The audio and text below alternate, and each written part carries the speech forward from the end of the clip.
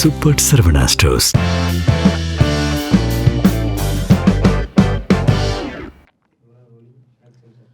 GeM தொலைக்காட்சி நேயர்களுக்கு வணக்கம். நான் கசாலி.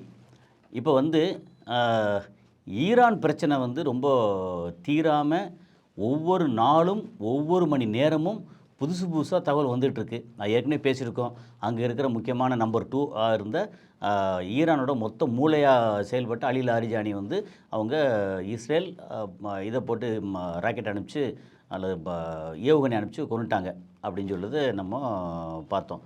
இப்போ என்னென்னா, இப்போ இந்த ஈரான் பிரச்சனையில் துபாயோட நிலைமை என்ன? ஏன் நம்ம துபாய் பேசுகிறோம் அப்படின்னா, நம்மளோட நாட்டுக்கும் ரொம்ப குறிப்பாக தென்னிந்தியாவுக்கும் துபாய்க்கும் அவ்வளோ இணக்கமான ஒரு பிஸ்னஸ் வர்த்தக ரீதியான, அப்புறம் வேலைவாய்ப்பு ரீதியான, அதுக்கப்புறம் வெளிநாட்டு என்ன சொல்கிறது, ஃபாரின் எக்ஸ்சேஞ்ச், நம்ம வெளிநாட்டு பணம் நமக்கு வரக்கூடிய அந்த ஒரு வளமான எதிர்காலம், அதுக்கெல்லாம் துபாய் ஒரு முக்கியமான திறவுகோல் தான், முக்கியமான நாடு.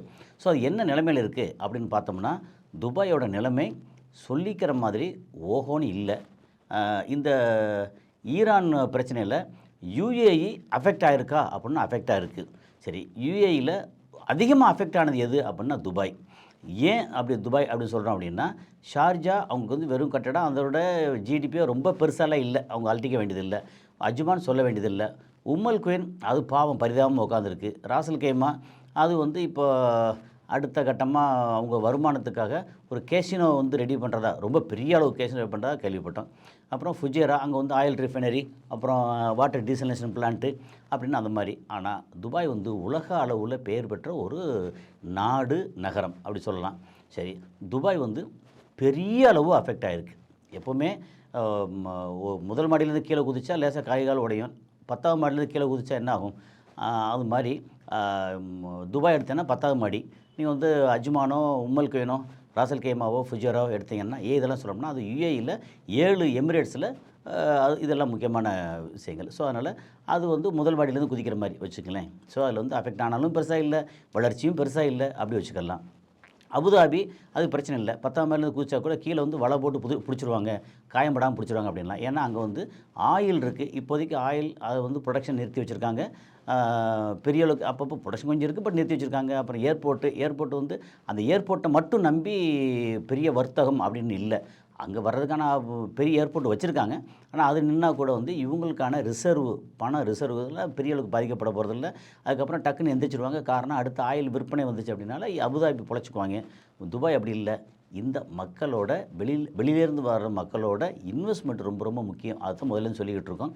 இப்போ என்ன ஆகுது அப்படின்னா, ஏன் ஈரான், யுஏஇ, ரொம்ப குறிப்பாக துபாய் இதை கங்கணம் கட்டி அடிச்சுக்கிட்டு இருக்காங்க. பார்த்தா அங்கே டமாஸ்கஸ் இதில் தெருவில் விழுது. அதுக்கப்புறம் பார்த்திங்கன்னா ஏர்போர்ட்டில் இருக்கக்கூடிய அந்த ஆயில் ஸ்டோரேஜ் டேங்க்கு அதில் விழுந்து ஒரு ட்ரோன் விழுந்து பயங்கரமாக பற்றிக்கிட்டு எரியுது அப்படின்னு பயங்கர ஒரு பிரச்சனை ஓடிக்கிட்டே இருக்கா. ஸோ இது ஏன் அப்படின்னா, இப்போ இதனால் என்ன நடக்கும்? இங்கே துபாயோட வருமானத்தில் ஒரு மேஜர் வருமானம் எடுத்தேன்னா டூரிசம், அப்புறம் ரியல் எஸ்டேட்டு, அதுக்கப்புறம் டிரான்ஸ்போர்ட் அண்ட் ஸ்டோரேஜ், அப்புறம் ஃபைனான்ஷியல் இன்ஸ்டிடியூஷன்ஸ் அப்படின்னு இது ஒரு 20%, அது ஒரு 25%, இது ஒரு 10% அப்படின்னு ஒன்றொன்றும் அதோட அந்தந்த அளவில், தன்னோட அளவில் ஒன்றொன்றும் துபாயை கட்டமைச்சதில், துபாயோட வளர்ச்சியில் ரொம்ப முக்கியமானது. ஃபினான்ஷியல் இன்ஸ்டிடியூஷன் அப்படின்னு சொல்லியாச்சுன்னா இங்கேருந்து இன்வெஸ்ட்மெண்ட் போகிறது, அதை எங்கே இன்வெஸ்ட் பண்ண போகிறோம், அப்புறம் ரீஇன்வெஸ்ட் பண்ணுறோம், அதை விற்கிறோம், அப்புறம் வெளிநாட்டுக்கு அனுப்புகிறோம். இப்போ அப்படின்னு ஃபினான்ஷியல் ஹேண்ட்லிங் ரொம்ப ரொம்ப ரொம்ப பிரேவாகவும் அப்புறம் ரொம்ப இன்டெலிஜென்ட்டாகவும் ஹேண்டில் பண்ணது துபாய். அதே மாதிரி ரியல் எஸ்டேட்டு, அங்கே வெறும் பாலைவனத்தை பெரிய அளவுக்கு விற்பனை பண்ணதில் ரொம்ப முக்கியமான நாடு. ரியல் எஸ்டேட்டுக்கு சாதாரண விஷயம் இல்லை. இப்போ சமீபத்திலே அங்கே கேள்விப்பட்டது என்ன, ஒரு 30 லட்சம் யூனிட் வீடுகள்னால் ஒரு சிங்கிள் பெட்ரூமாக இருக்கலாம், 2 பெட்ரூமாக இருக்கலாம், 3 பெட்ரூமாக இருக்கலாம், அதெல்லாம் தாண்டி ஒரு தனி வில்லாவாக இருக்கலாம். அது மாதிரி ஒரு பல வகையான ஐட்டங்கள் 30 லட்சம் யூனிட் கன்ஸ்ட்ரக்ட் பண்ணி முடித்து அதை டெலிவரிக்கு ரெடியாக இருக்குது. அது டெலிவரி வாங்குறதுக்கு ஆள் இல்லை அப்படின்னா. ஆனால் என்ன, அதுக்காண்டி முழுக்க சொந்த காசு போட்டு கட்டியிருப்பாங்களா அப்படின்னா இல்லை. கம்பெனிகள் என்ன செய்வாங்கன்னா, கொஞ்சம் அட்வான்ஸ்லாம் வாங்கியிருப்பாங்க, அப்புறம் இன்ட்ரீம் பேமெண்ட்லாம் வாங்கியிருப்பாங்க. அப்புறம் அதுக்கு அங்கே இருக்க பேங்கிங் பேங்க்ஸ் எல்லாம் லோன் கொடுத்துருக்கோம். இப்போ உதாரணத்துக்கு நமக்கு ஒரு 5 கோடி ரூபாய்க்கு அங்கே வாங்கணும். நம்ம மார்ஜின் மணின்னு சொல்லி ஒரு 10% போட்டோம்னா நமக்கு வந்து 50 லட்ச ரூபா அங்கே கட்டணும். அங்கே 50 லட்ச ரூபா கட்டுறதுக்கு பதிலா அங்கே வந்து ஒரு 20 லட்ச ரூபா கட்டிட்டு அங்கே மார்ஜின் மணி ஒரு 20 லட்ச ரூபா கட்டியிருக்கோம்.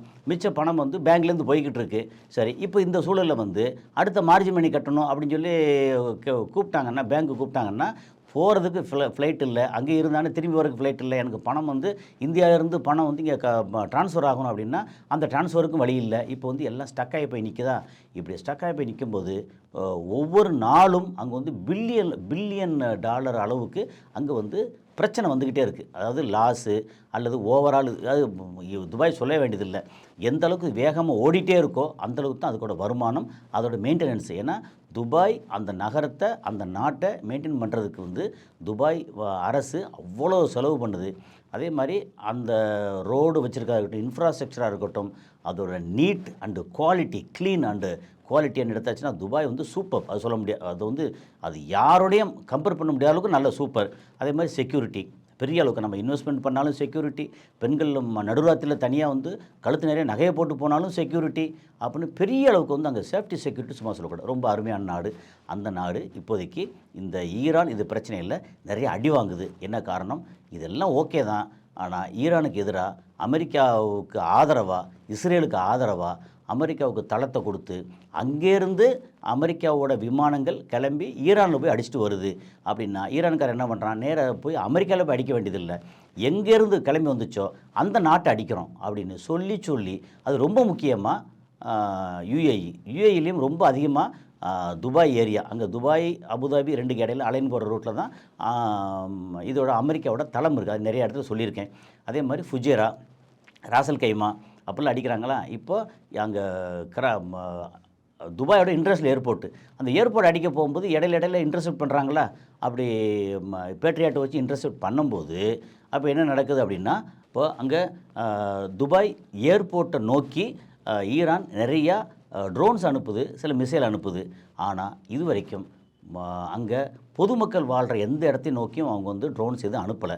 சரி, இந்த மாதிரி ஒரு சூழலில் வந்து அங்கே என்ன பிரச்சனை ஆகுதுன்னா, அங்கே மேஜர் இன்கம் சொல்லியாச்சுன்னா அங்கே வந்து டூரிசம் கிட்டத்தட்ட ஜீரோ.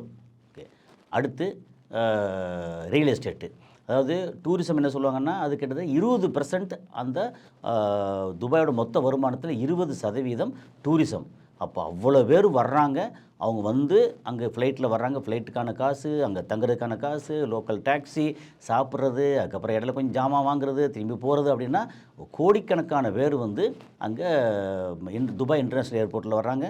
அது போக இன்னொரு புது ஏர்போர்ட் வந்து மக்தூம் இன்டர்நேஷ்னல் ஏர்போர்ட் அப்படின்னு சொல்லி பெரிய அளவுக்கு வந்து ஆட்கள் வர்றாங்க. அது போக டிரான்சிட் பாயிண்ட்டு ஏர்போர்ட் வந்து ரொம்ப பெருசாக கிராண்டாக கட்டி, அப்புறம் டபுள் டெக்கர் ஃப்ளைட்டு அது எல்லாம் வந்து வந்ததுனால இப்போ லண்டனுக்கு போகணுமா, சென்னை டு துபாய், லண்டன் வயா வந்து துபாய், இங்கே நியூயார்க்கு போகணுமா, Delhi to Chennai to Dubai, அப்புறம் வந்து நியூயார்க், அப்படி ஒன்று சிங்கிள் ஃப்ளைட், இல்லை அந்த ஃப்ளைட் அங்கேருந்து மாறி வேறு ஃப்ளைட்டு அப்படின்னு அங்கே வந்து அந்த டிரான்சிட் பாயிண்ட்டுங்கிறது ரொம்ப பெரிய அளவுக்கு.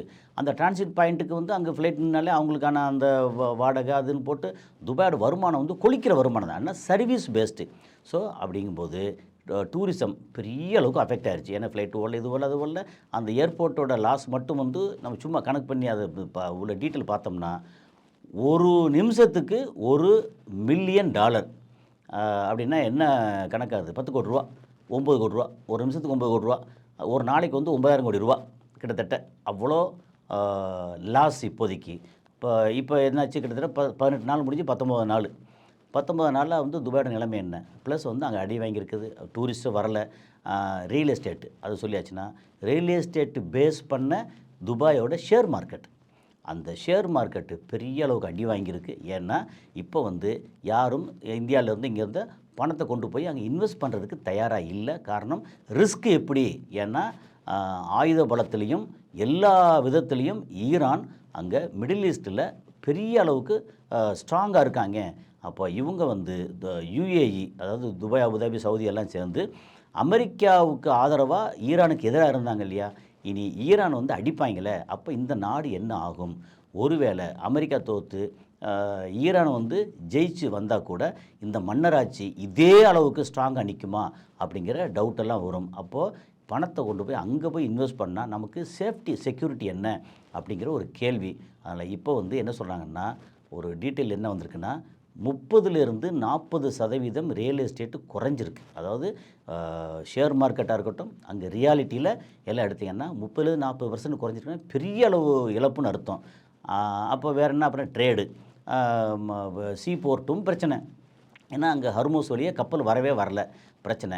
அப்போது அவங்களுக்கு ட்ரேடு, அதாவது லோக்கல் டிரான்ஸ்போர்ட் அண்ட் ஸ்டோரேஜ், அது ஒரு 8%, டூரிசம் 20%, ஃபினான்ஷியல் டிரான்சாக்ஷன் அது வந்து ஒரு 25% வரைக்கும், அது போக வந்து நம்ம ரியல் எஸ்டேட் ஒரு 20% அப்படி கணக்கு பண்ணிங்கன்னா மொத்த துபாயோட, நான் வந்து அபுதாபி சொல்லலை, இப்போ துபாய் மட்டும், மொத்த துபாயோட லாஸ் அப்படிங்கிறது அளவுக்கு அதிகமான லாஸ். இந்த லாஸ் வந்து இப்படியே வந்து இன்னும் ஒரு வாரத்துக்குள்ளே பிரச்சனைலாம் முடிஞ்சு ஓகே அப்படின்னு ஆயிடுச்சு அப்படின்னா இந்த துபாய் வந்து டக்குன்னு எழுந்துச்சு வந்துடும். ஏன்னா துபாய் வந்து அந்தளவுக்கு நம்ம சும்மா சொல்லக்கூடாது, ஒரு திறமையான நாடு. அங்கே இருக்கிற ஆட்சியாளர் வந்து ஷேக் முகமது பின் ராஷித் வந்து ரொம்ப திறமையான ஆள். ஆனால் அந்த திறமையை வந்து கையில் காசு வேணும்ல, லாஸ் வந்து ரொம்ப பெருசாச்சுன்னா அது எவ்வளோ பெரிய திறமையாக இருந்தால் என்ன செய்ய முடியும், அதுக்கு டைம் எடுக்கும். ஸோ இது வந்து உடனடியே எழுந்துச்சு வரப்போகுதா அல்லது பல வருடங்கள் ஆகுமோ அப்படின்னு தெரியாது.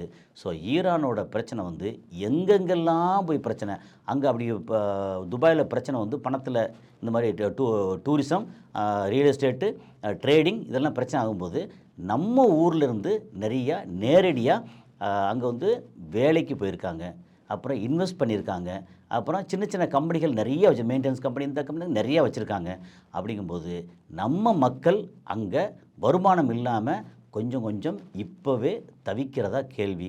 நம்ம தவிச்சு போயிருக்காங்க. அடுத்து லேபர்ஸு, அந்த வேலை பார்க்குற லேபர்ஸுக்கு மாதமாக சம்பளம் 10 வருஷத்துக்கு முன்னாடி இந்த மாதிரி இல்லை, இப்போ வேறு வழி இல்லை, கொடுத்தாகணுன்ற ஒரு சூழலில் வந்து சம்பளம் கொடுக்க முடியாமல் முதலாளிகள், சின்ன சின்ன முதலாளிகள் வந்து என்ன பண்ணுறது தெரியாமல் நாட்டை விட்டு தப்பிச்சு ஓடலாம் அப்படின்னு சொல்லி வச்சுன்னா ஃப்ளைட் இல்லை, கப்பல் கிடையாது, ஒன்றும் கிடையாது, அங்கே உள்ளுக்குள்ளே என்ன பண்ணுறது தெரியாமல் தவிச்சு போயிருக்கிறதா கேள்வி.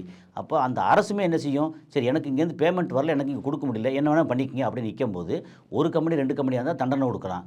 1000 கம்பெனி இருந்தால் என்ன பண்ண முடியும். Dubai under very big pressure, ஒரு ஸ்ட்ரெஸ்ஸு, அதில் நாடே அங்கே ஒரு பெரிய ஸ்ட்ரெஸ்ஸில் இருக்குது. இந்த பிரச்சனை வந்து ஒரு வாரத்துக்குள்ளே முடிஞ்சால் பரவாயில்ல, 1 மாதம் 2 மாதம்லாம் இழுத்துட்டு போச்சு அப்படின்னா இன்னும் ஜாஸ்தி பிரச்சனை ஆகும் அப்படிங்கிறது தான் இன்றைக்கி நிலைமை. அடுத்த காலையில் சந்திப்போம். நன்றி.